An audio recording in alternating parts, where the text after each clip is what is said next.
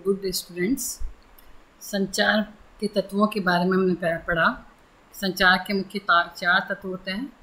पहला प्रेषक, दूसरा संदेश, तीसरा संचार माध्यम और चौथा ग्रहणकर्ता।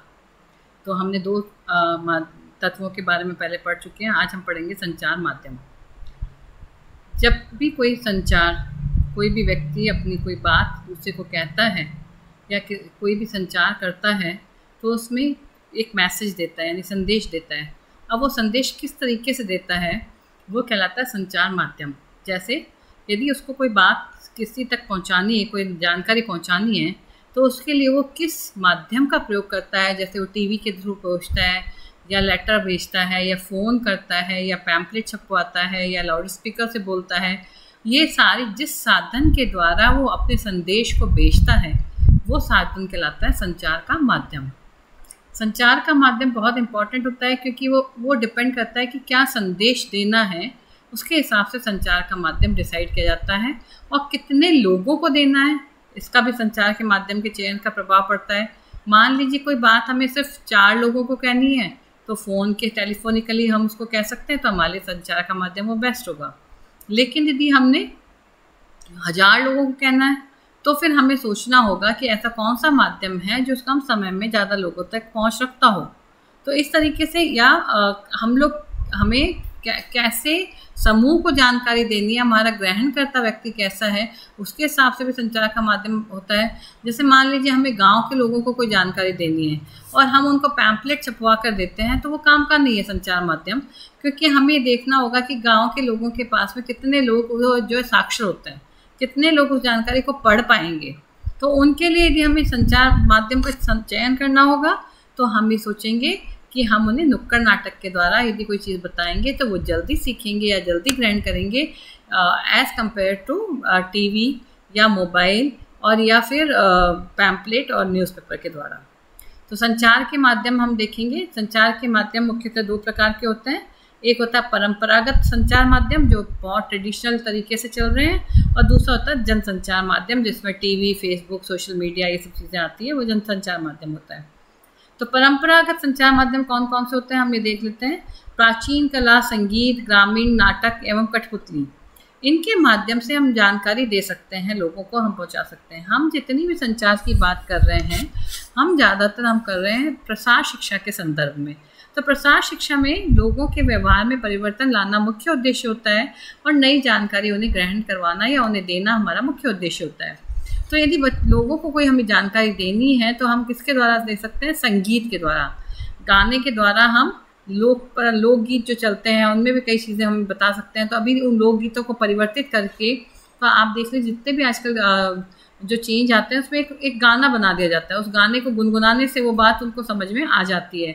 ऐसे ही जैसे मैंने पहले भी बताया था कि परंपरागत मान लीजिए गाँव के लोगों को देना है तो नुक्कड़ नाटक के द्वारा हम उनको बता सकते हैं। तो ग्रामीण नाटक यानी रात को आप एक मंडली की तरह आप सब जने जाएँ या दिन में जाएँ और एक मंडली के रूप में वहाँ पर एक प्रस्तुति दें, तो वो लोग उस चीज़ को ज़्यादा जल्दी से ग्रहण करेंगे as compared to other methods. And कठपुतली मनोरंजन के साथ साथ इनके लिए एक शिक्षा देने का साधन भी हो सकता है। दूसरा हरि कथा। हरि कथा होता है भगवान के बारे में। आप देखिए बहुत सारे लोग अपनी कथाएं सुनाते हैं। जो कथाएं सुनाते हैं उसके द्वारा भी हम क्या करते हैं? संदेश देते हैं कि उन्होंने कहा कि तुम झूठ मत बोलो, उन्होंने कहा कि तुम ऐसे करो। आपने देखा होगा कि आजकल जो हरि कथा के माध्यम से बता रहे हैं कोविड-19 से कैसे बचा जा सकता है, कि मुंह पे कपड़ा बांध के आना है, उसने ऐसे कहा, तो उसको चेंज कर देते हैं। हरि कथा में परिवर्तन लाकर भी अपना संदेश दे सकते हैं। या हरि कथा में भी कई ऐसे संदेश होते हैं जो छुपे हुए होते हैं जो हम लोगों को देना चाहते हैं, तो हम हरि कथा के माध्यम से भी वो संदेश दे सकते हैं। यानी गुणगान गाकर, किसी भी चीज़ का गुण गाकर। हरि कथा का मतलब ये नहीं कि हम भगवान के बारे में कुछ बता रहे हैं। हरि कथा का मतलब है हम गुणगान करके किसी चीज़ के गुण को महिमा मंडित करके गा कर उस चीज़ के बारे में या कहानी के रूप में हम इसलिए बात प्रस्तुत करें, तो ये परंपरागत माध्यम होगा संचार का। देन कहानी, किस्सा, गीत। अगेन वही चीज़ है कि आप कहानी के द्वारा, किस्सों के द्वारा, गीत के द्वारा भी अपनी प्रस्तुति या अपने संदेश को प्रेषित कर सकते हैं। जो कम्युनिकेटर है जो अपनी बात को प्रस्तुत करना है तो वो कहानी के माध्यम से, किस्से के माध्यम से कर सकता है। जैसे अभी हम देख रहे हैं कि हमें गांव में जाके किसी चीज़ के बारे में बताना है कि सफाई कितना हाइजीनिक सेल्फ हाइजीन कितना इम्पॉर्टेंट होता है। तो आप उसके लिए आपको कैसे नहाना चाहिए, रेगुलर नहाना है, बाल धोना है, आपको अपनी सफाई रखनी है। तो इस सब चीज़ों के बारे में हम उनको किस्से बना के बता सकते हैं कि भाई ऐसे उन्होंने रखा था तो उनका ऐसे वो इस लड़ाई से लड़कर जीत पाया, नहीं तो वो मर गया। तो इस तरह के किस्से कहानी के द्वारा भी हम अपना संचार दे सकते हैं। परंपरागत संचार का माध्यम है कहानी, किस्सा और गीत। देन आता उत्सव एवं ग्रामीण सभा एवं मेला बहुत हाट बाजार लगता है, जैसे गांव में उत्सव होता है या ग्रामीण सभा लगती है, पंचायत बुलाई जाती है, तो ऐसी ग्रामीण सभा भी होती है। तो उनमें भी हम अपना संचार दे सकते हैं मुनादी करवा के। जैसे पहले के लोग क्या होते थे, राजा को अपना बात कहनी होती थी तो वो क्या करता था, मुनादी कराता था, एक ढोल पीटता था और उसके बाद में एक व्यक्ति जो है उस चीज़ को जोर जोर से बोल के सुनाता था। और या फिर किसी मेले वेले में बार बार उनको लाउड स्पीकर पर अनाउंस करके भी हम अपनी जानकारी दे सकते हैं। देन सामाजिक संस्थाएं एवं ग्रामीण मुखिया, जो गांव का सरपंच होता है, वो घर घर जाकर या फिर पंचायत को बुलाकर संदेश को प्रेषित कर सकता है। तो और सामाजिक संस्थाएं होती है जो NGOs होते हैं, नॉन गवर्नमेंटल ऑर्गेनाइजेशंस होते हैं और गवर्नमेंटल ऑर्गेनाइजेशंस होते हैं। खूब सारी संस्थाएं होती है जो सोशल वेलफेयर की फील्ड में काम करती है। तो ये लोग भी जैसे अभी साफ़ सफाई के बारे में है कि आपको कितनी अपनी सफाई रखनी है या आसपास के वातावरण को कैसे क्लीन रखना है। तो आपने देखा होगा कि सुबह सुबह हमारे घर के बाहर कचरा इकट्ठा करने वाली गाड़ी आती है, तो वो किस्सा और गीत गाकर बताती है हमें अपना घर स्वच्छ रखना है, हमें गांव को स्वच्छ बनाना है, कचरा ऐसे में डालना है, नहीं तो ऐसा है। तो ये जो चीज़ है ये क्या है, इसके लिए सामाजिक संस्थाएं आगे आ रही है, इस तरह का काम है। तो कहानी, किस्सा, गीत के द्वारा और ग्रामीण संस्थाएं भी अपना रोल अदा कर सकती है। देन ग्रामीण कला व्यवसाय, परंपरागत डिज़ाइन, इसको हम ऐसा ले सकते हैं कि आप देखिए जो ग्रामीण कला होती है, ग्रामीण जो लोग होते हैं उनकी एक विशेषता होती है कि वो कुछ ना कुछ काम में पारंगत होते हैं। तो उनका जो व्यवसाय परंपरागत डिज़ाइन होता है उसके द्वारा उनको नॉलेज दे सकते हैं। जैसे जहाँ पर छपाई होती है तो छपाई में आपने कुछ इस तरह की चीज़ें, पैटर्न उनको डिज़ाइन दे दिए जो उनकी नॉलेज को बढ़ा रहे हो या वो संदेश को दे रहे हो। आपने देखा होगा पतंग उड़ रही है, पतंग के ऊपर भी बना हुआ कोविड-19 के लिए हाथ धोना है, मास्क का यूज़ करना है।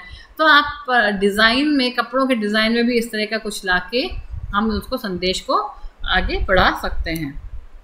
जनसंचार माध्यम, ये बहुत ही महत्वपूर्ण माध्यम है। जनसंचार माध्यम अपने आप में एक बहुत बड़ा शब्द है, बहुत बड़ा टर्म है। जनसंचार माध्यम यानी एक बहुत बड़े ग्रुप को अप्रोच करने का जो चैनल होता है वो कहलाता है जनसंचार माध्यम। कि बहुत सारे ग्रुप को हम कैसे अपनी बात को पहुंचा सकते हैं, जनसंचार माध्यम कहलाता है। इनमें क्या आता है, समाचार पत्र, न्यूज़, इसमें हर माध्यम की अपनी कुछ विशेषताएं होती है, कुछ कमियां होती है, कुछ लिमिटेशंस होती है, सीमाएं होती है। समाचार माध्यम आम आदमी की पहुंच में है, बहुत सारे लोगों को कवर करता है, लेकिन इसकी एक सीमा है कि ये सिर्फ साक्षर व्यक्तियों के लिए ही लाभदायक है। असाक्षर, अशिक्षित लोगों के लिए ये काम का नहीं है। उनके लिए तो वो समझ में नहीं आएगा, जो हम संदेश देना चाहेंगे वो उनके लिए लाभकारी नहीं होगा। लेकिन समाचार पत्र की पहुंच जो है, समाचार पत्र एक ऐसा साधन है जो बहुत सस्ते में और बहुत कम समय में आसानी से एक बहुत बड़े समूह को संदेश प्रेषित करने में सक्षम है। और आजकल समाचार पत्र का उपयोग भी वो और तरीके से भी करते हैं कि उसके अंदर वो पैम्पलेट डाल देते हैं या कुछ और नोटिस डाल देते हैं, उसके द्वारा भी समाचार पत्र का उपयोग किया जाता है। नेक्स्ट है समाचार एजेंसीज, जो न्यूज़ को आगे कन्वे करती है वो कहलाती है समाचार एजेंसीज। जैसे न्यूज़ चैनल्स होते हैं वो समाचार एजेंसीज कहलाते हैं। देन सिनेमा, मूवी के द्वारा, पिक्चर के द्वारा भी हम दे सकते हैं। जैसे पैडमैन है तो उसके बारे में साफ सफाई के बारे में नॉलेज दी गई थी। इसके अलावा रेडियो, मन की बात रेडियो का सबसे अच्छा उदाहरण है कि मन की बात हम जनसंचार माध्यम तक पहुंचाई जाती है, जनसंचार माध्यम के द्वारा ही आम लोगों तक पहुंचाई जाती है। देन टेलीविज़न, टीवी और सोशल मीडिया, फेसबुक, व्हाट्सएप, ये बहुत इंस्टाग्राम, टेलीग्राम, ये आजकल नए सोशल मीडिया है जो बहुत एक्टिव है। ट्विटर अकाउंट, इसके द्वारा बहुत कम समय में बहुत ज़्यादा लोगों को तक अपनी पहुंच प्रेषित की जा सकती है। जनसंचार माध्यम के और अन्य माध्यम कौन से होते हैं, चित्र, पोस्टर्स होते हैं, चार्ट होते हैं, पैम्पलेट्स होते हैं, लाउड स्पीकर्स होते हैं, टेप रिकॉर्डर होते हैं। इनके द्वारा भी हम अपने संदेश को आगे प्रेषित कर सकते हैं। नेक्स्ट है जनसंचार माध्यम के प्रमुख कार्य, यानी जनसंचार माध्यम के प्रमुख कार्य क्या होता है, सूचना को संग्रह करना और प्रसारित करना, extension and storage of information. जो भी जानकारी है उसको स्टोर करना, ग्रहण करना, इकट्ठी करना एक जगह पर और फिर उसको दूसरे लोगों तक पहुंचाने का कार्य कौन करता है? जनसंचार माध्यम।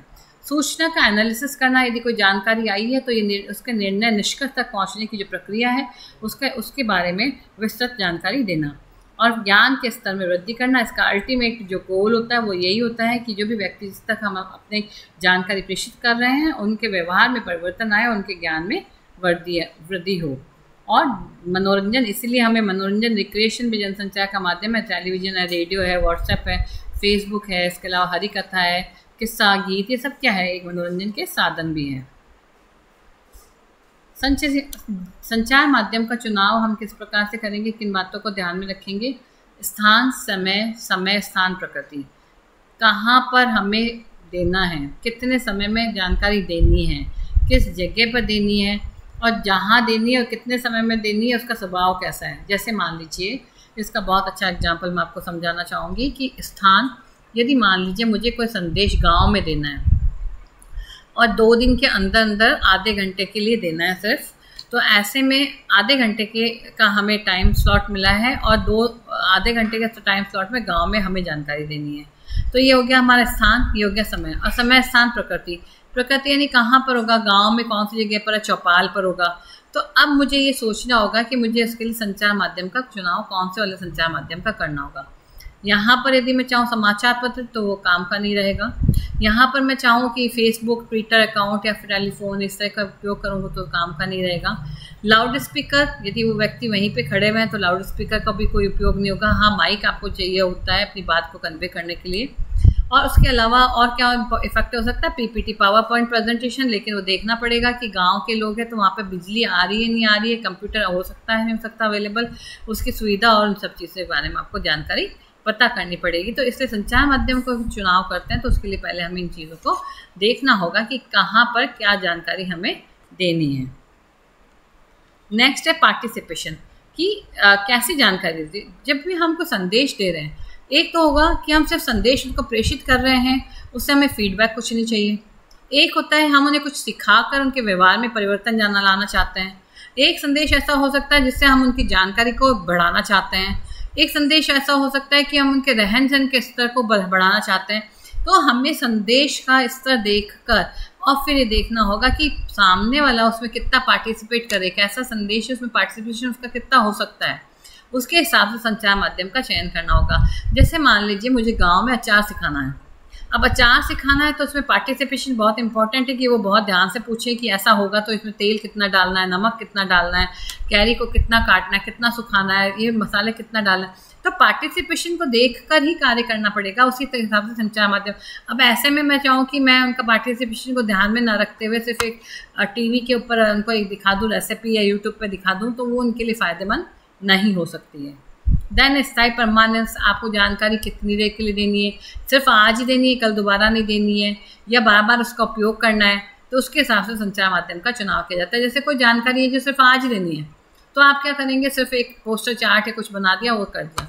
लेकिन यदि हमें लगता है परमानेंस है तो हम फ्लैक्स बनवा के लगा देते हैं, उससे भी ज़्यादा परमानेंट है तो हम छिपवा देते हैं, प्रिंट करवा देते हैं, दीवार पर पेंट करवा देते हैं। तो ये हमें देखना होगा कि हमारा जो संदेश है वो हमें किस प्रकृति का है, कि वो परमानेंट है कि या थोड़ी बाद उसका लेवल बदल जाएगा। देन स्पीड, हमें कितनी जल्दी अपने संदेश को प्रसारित करना है। भाई हमारे पास टाइम है, हम आराम से कर सकते हैं, नहीं हमारे पास कम टाइम है या हम इतने दिनों में करना है, तो ये हमें देखना पड़ेगा कितनी स्पीड से हमें हमारे संदेश को पहुँचाना है, उसके हिसाब से हम संचार माध्यम का चयन करेंगे। देन कॉस्ट, आपको कितना फंड अवेलेबल है। जब भी हम कोई प्लानिंग करते हैं, योजना बनाते हैं, फर्स्ट फैक्टर आता है बजट। बजट यानी आपको कितना पैसा मिल रहा है। मैंने कहा कि जैसे स्थायी परमानेंस के हिसाब से कि दीवार पे पेंट करवा देती हूँ, मेरे को लगा कि ये तो हमेशा ही काम आने वाली चीज़ है, दीवार पे पेंट करा देंगे। पेंटर से पूछने का, पेंटर ने कहा लिखने के 3000 रुपये लगेंगे। जब मैं 3000 रुपये में उस चीज़ को परमानेंट कराने के लिए मैं छपवाने जाती हूँ तो मैं बात करने गई तो पता चला साहब आपको पब्लिसिटी के अकाउंट में बैलेंस में तो आपको सिर्फ 500 रुपये अवेलेबल है। आपको 500 रुपये में ही ये माध्यम का चयन करना है। तो यहाँ पर मेरे पास में कॉस्ट की एक लिमिटेशन हो गई है, तो मुझे इतनी कॉस्ट में करना है। तो मुझे संचार माध्यम का चुनाव करने से पहले मुझे देखना है कि मुझे उसके ऊपर कितना पैसा खर्च करने की अनुमति है या मैं कितना पैसा खर्च कर सकती हूँ, ये देखना होगा। देन उपलब्धता अवेलेबिलिटी, जैसे बताया कि मान लो मैं गांव में जाके सोचूं कि मैं ना वहाँ पे पीपीटी दिखा देंगे, तो पीपीटी दिखाने के लिए कंप्यूटर की आवश्यकता है, तो गांव में लाइट ही नहीं आ रही सब, आप कैसे कंप्यूटर चलाएंगे? तो अवेलेबिलिटी आपको देखनी होगी कि वहाँ पर कौन सा साधन पहुँच सकता है। तो अच्छे संचार माध्यम की क्या विशेषताएं होती है? कौन से संचार माध्यम को हम अच्छा बोलते हैं? जो पहला, जो संदेश के उद्देश्य को पूरा करने वाला हो, जो हम संदेश देना चाह रहे हैं उस संदेश के उद्देश्य को जो पूरा करने वाला होता है वो अच्छा संचार माध्यम कहलाएगा। ऐसा ना हो कि हम कहना कुछ जाए और वो संचार माध्यम में लोग गाना सुनने लगते हैं तो उसमें गाने के पीछे छिपे हुए शब्दों को सुनना, शब्दों के ऊपर नहीं जाएंगे, उसकी रात को गुनगुनाने लग जाएंगे, तो हमारा उद्देश्य पूरा नहीं हुआ। तो हमें ये रहे कि हमें जो संदेश दिया है उसके उद्देश्य की पूर्ति होनी चाहिए। फिर संदेश के तत्व को, उसके स्वभाव को ध्यान में रखें कि हमें संदेश जो दिया है उसकी वो किस स्वभाव का संदेश है, मतलब उसको कैसे परिवर्तन लाना है या व्यक्ति को कैसे देना है। ये ऐसा नहीं हो कि संदेश के हम ऐसा संचार माध्यम का चयन कर लें जो संदेश के मतलब को ही बदल के रख दे, जो हम कहना चाह रहे हैं और जो सामने वाला सुन रहा है या समझ रहा है वो बिल्कुल ही बदल जाए। जैसे मान लीजिए यदि हम संचार माध्यम हमें कोई देना कि धूम्रपान वर्जित है, अब ये चीज़ मुझे दिखानी है, उसके लिए मैं मूवी दिखाऊं पूरी और फिर उसके बाद मैं एक एंड में बताऊँ देखो उसने ये पिया था ना, उस पिक्चर में वहाँ पर वो सिगरेट पी रहा था तो वो देखो फिर बाद में मर गया। तो इतनी लंबी तक वहाँ तो पता चला लोग उतने एंटरटेनमेंट में खो गए, उसके मुख्य उद्देश्य तक वो पहुँच ही नहीं पाए। देन श्रोताओं को देखने, सुनने और करने का अवसर दें। संचार माध्यम पार्टिसिपेशन, हमने एक पॉइंट पढ़ा था कि संचार माध्यम के चयन में पार्टिसिपेशन का ध्यान रखना है। तो जो ग्रहण करता है उसको पूरा अवसर मिलना चाहिए कि वो अच्छे से देख सके, अच्छे से सुन सके और स्वयं करके देखने का यदि अवसर मिलता है तो वो संचार माध्यम सबसे बेस्ट कहलाएगा। तो इसलिए जब यदि हमें कोई चीज़ सिखानी होती है कि गाँव वालों को या अचार बनाना सिखाना है तो डेमोन्स्ट्रेशन जो है उसके लिए बेस्ट तरीका माना जाएगा। एक से अधिक उपयोग किए जाने ले हो तो उसका वो अच्छा रहेगा। जैसे मान लीजिए कोई भी ऐसा हो कि जो संचार माध्यम है उसमें एक ही उपयोग नहीं, उसके कई उपयोग ले सकते हो। ऐसा नहीं है कि एक फ्लैक्स बनाया, एक बार फ्लैक्स बनाया फाड़ दिया खत्म हो गया, नहीं। यदि हम ऐसा कोई संचार माध्यम का चयन करते हैं जो रीयूजेबल है तो वो ज़्यादा फायदेमंद होगा। तो बजाय जैसे हमें आंगनवाड़ी में कोई न्यूज़ लगानी है तो हम आंगनवाड़ी में यदि अब वहाँ पर फ्लैक्स लगाएंगे तो फिर क्या होगा, 6 महीने, 1 महीना हुआ, अगली बार हमें दूसरी जानकारी देनी है तो हम दूसरा फ्लैक्स लगा देंगे, अगले 1 महीने में फिर दूसरी जानकारी देनी है, हम तीसरा फ्लैक्स लगा देंगे। तो ऐसे में हमारा वो फ्लैक्स नेक्स्ट टाइम काम का नहीं रहेगा। जो पहला फ्लैक्स और दूसरी बार काम में का नहीं रहा, जो दूसरी बार और तीसरी बार के लिए काम का नहीं रहा। तो इस तरह का नहीं होना चाहिए, उसको रीयूजेबल जहाँ तक हुआ। तो यदि हमें पता है कि आंगनवाड़ी में कोई नोटिस जो है वो बार बार चेंज होते हैं तो हम वहाँ पर नोटिस बोर्ड लगा सकते हैं, डिस्प्ले बोर्ड लगा सकते हैं, या हम वहाँ पे ब्लैक बोर्ड या ग्रीन बोर्ड या वाइट बोर्ड लगा सकते हैं जिसको हम जब मर्जी चाहे मिटा दें और लिख दें, रीयूजेबल हो सके। तो इस तरह का संचार माध्यम हो तो ज़्यादा अच्छा रहता है। अच्छा, सरलतापूर्वक, छोटा, हर एक तक पहुँच सके, ऐसा होना चाहिए संचार माध्यम। ऐसा नहीं होना चाहिए कि बहुत ही क्लिष्ट हो जिसको समझने सुनने में, जैसे मान लीजिए ये संचार का माध्यम है कि मुझे आप तक आपकी नॉलेज पहुँचा, मुझे आपको संचार के बारे में पढ़ाना था। यदि मैं इसको पढ़ाने के लिए कोई एक तरीका बोलती कि एक फॉर्म भरो, उसमें ये लिंक को प्रेस करो, उस लिंक में जाओगे, उसमें एक फॉर्म आएगा, उसको खोलोगे, उसके बाद इतनी जानकारी दोगे, फिर हम आपको एक पीपीटी ओपीटी देंगे, वो ओपीटी में कन्वर्ट करने के बाद में आपकी क्लास खोलेगी। तो इतना लंबा होने के बाद कहोगे कौन इतने स्टेप्स को कवर करे, छोड़ो, नहीं लेना। उसके बजाय हमने आपको सिर्फ ये कहा है कि आपको ये चैनल, इस चैनल पर जाके आप मर्जी है जिस सब्जेक्ट का आप पढ़ाई कर सकते हो तो आपको इजी लगेगा। तो जो भी संचार का माध्यम है वो अच्छा, सरलतापूर्वक और छोटा, हर एक की पहुँच का होना चाहिए। फिर चुनाव सूत्रों की संख्या के अनुरूप हो। चुनाव सूत्र मतलब ये है कि जिस तक हमें संदेश पहुँचाना है ना उसकी संख्या के अनुरूप हो, कि जैसे 10 लोगों को जानकारी देनी है तो लेक्चर मेथड ठीक है, 100 लोगों को जानकारी देनी है तो पीपीटी ठीक है, 1000 लोगों को जानकारी देनी है तो जनसंचार माध्यम का चयन करना पड़ेगा। तो हमें ये ध्यान रखना है कि कितने लोगों को देना है। देन उपलब्धता का ध्यान रखा जाए। मैंने बता ही दिया कि उपलब्धता, अवेलेबिलिटी देखनी चाहिए रिसोर्सेज की, कि हम जहाँ पर मान लीजिए आंगनवाड़ी में, अभी मैंने बताया कि नोटिस लगते हैं, फ्लैक्स लगते हैं, तो आंगनवाड़ी में आता कौन है? ज़्यादातर गांव की महिलाएं आती है, या शहर में आंगनवाड़ी है तो वहाँ पर निचले तबके की महिलाएं आती हैं जिनका आर्थिक स्तर बहुत कमज़ोर होता है और उनको वहाँ पर खाने पीने के लिए सामग्री दी जाती है। और बच्चों का ख्याल रखा जाता है। तो अब वहाँ पे यदि मैं फ्लैग्स लगा रही हूँ तो आप ये देख लीजिए, जो गांव में निचले तबके के आ रहे हैं या शहर में आ रहे हैं, वो क्या साक्षर होते हैं? वो क्या चीज़ उसको पढ़ेंगे? नहीं पढ़ेंगे। तो वो हमारे लिए क्या होगा, उन लोगों के लिए यूज़लेस है। तो हमें देखना है कि हमें वो जानकारी कहाँ किसको देनी है।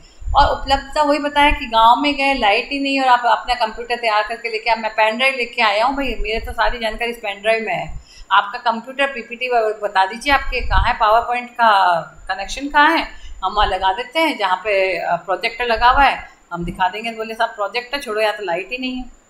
तो उपलब्धता का आपको ध्यान में रखना है। फिर आपको देखना है कम खर्चीला और सरल होना चाहिए। बहुत ज़्यादा पैसे लगे, बहुत कठिन हो तो नहीं चलेगा।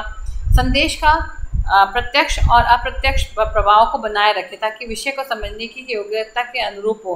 ऐसा नहीं हो कि संदेश देते देते अपने उद्देश्य से भटक जाए। और फिर संप्रेषण श्रोताओं के पास उपलब्ध समय के अनुरूप हो। ऐसा ना हो कि समय की कमी हो और हम बहुत सारी बातें उनको कहना चाह रहे हैं। तो हमें जो प्रोजेक्शन करना है, प्रोजेक्ट करना है, और जो लोग हैं उनको जो मैसेज देना है तो उसके अनुरूप होना चाहिए, समय के अनुरूप। ऐसा नहीं हो कि एक्सीड कर जाए। जैसे हम लोग आपको ये वीडियोस भेज रहे हैं, यदि हम ये वीडियोस आपको भेजते हैं 10 से 15 मिनट या 15 से 20 मिनट, इससे बड़ा हम 20 मिनट से अबव वाला हम वीडियो भेजना कम प्रेफर करते हैं। कारण यदि आपको कोई वीडियो 1 घंटे का देखने के लिए बोला जाए तो आप 1 घंटे तक अपनी एकाग्रता को बनाए रखना मुश्किल होगा। ऐसे में आपको लगेगा कि जो 5 या 10 मिनट का या 15 मिनट का या 20 मिनट का वीडियो है उसको आप देखकर फिर भी शिक्षा ग्रहण कर सकते हैं या संदेश को ग्रहण कर सकते हैं। लेकिन यदि कोई जानकारी 1 घंटे में दी जाए तो अपन कहीं पे आपको यदि रोक लिया जाता है, भाषण दिया जाता है, भाषण यदि 4 घंटे का हो जाता है तो आप लास्ट वाले भाषणों को सुनना बंद कर देते हैं। तो यानी आपका संदेश का संचार ही नहीं हो पाता है। तो आपको ये ध्यान रखना है कि जो आपका श्रोता है या जो ग्रहण करता है उसके पास में जितना समय है उपलब्ध उसके हिसाब से आपका संदेश या माध्यम होना चाहिए। ऐसा नहीं कि आपका माध्यम उसके समय सीमा के अनुरूप ना हो।